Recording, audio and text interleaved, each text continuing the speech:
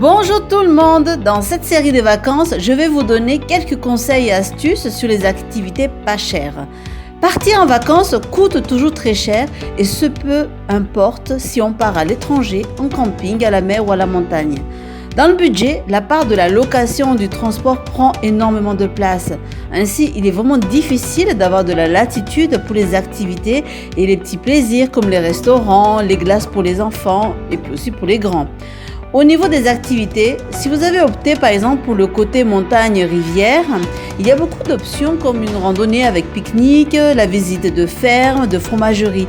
C'est idéal pour les petits parce que du coup ils vont aller à la rencontre des animaux de la ferme et pour tout le monde parce que là vous allez vous régaler avec les produits du terroir.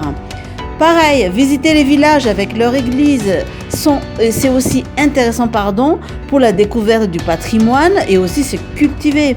Et évidemment, il y a la baignade en rivière au lac. Pareil, n'hésitez pas à choisir les jours de marché des villages d'à côté pour faire vos courses.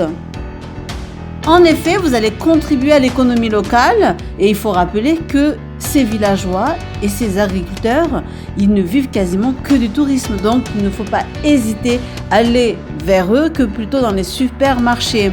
Et puis, vous allez vous régaler avec les produits frais et pas chers parce que contrairement aux idées reçues, non, ce n'est pas cher d'acheter au marché qu'en grande surface. Et puis pareil, déambuler dans les ruelles avec tous ces exposants reste toujours une activité de vacances à faire et au moindre coût. Vous l'avez compris, orienter vos activités sur les randonnées, les visites de villages, de marchés sont vraiment les activités phares de vacances à 100% gratuites. Mais à cela, il faut aussi rajouter la pétanque, le ping-pong, le badminton, enfin, vous voyez, vous ne pouvez pas vous ennuyer. Mais il ne faut pas oublier que les vacances servent aussi à se reposer, à se détendre. Et là, vous me voyez venir. Et oui, il vous reste la farniente et la lecture. Pour vos barbecues, au lieu d'acheter un sac de charbon, rien ne vaut qu'une balade dans la nature, dans la forêt, tout en ramassant des morceaux de bois. Non seulement c'est un acte qui nettoie la nature, mais aussi c'est une activité familiale. Les enfants apprécieront la grillade et le feu de bois, car si feu il y a, c'est aussi grâce à eux. La saveur n'est pas pareille. Les jeux de famille, les activités de groupe vous permettront donc de passer de bonnes vacances sans trop vous ruiner.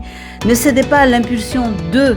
Voilà, vous avez tout à portée de main, d'autant plus que ce qui fait vraiment plaisir aux enfants, c'est que les parents passent plus de temps avec eux, tout simplement. Allez, prenez soin de vous et à bientôt!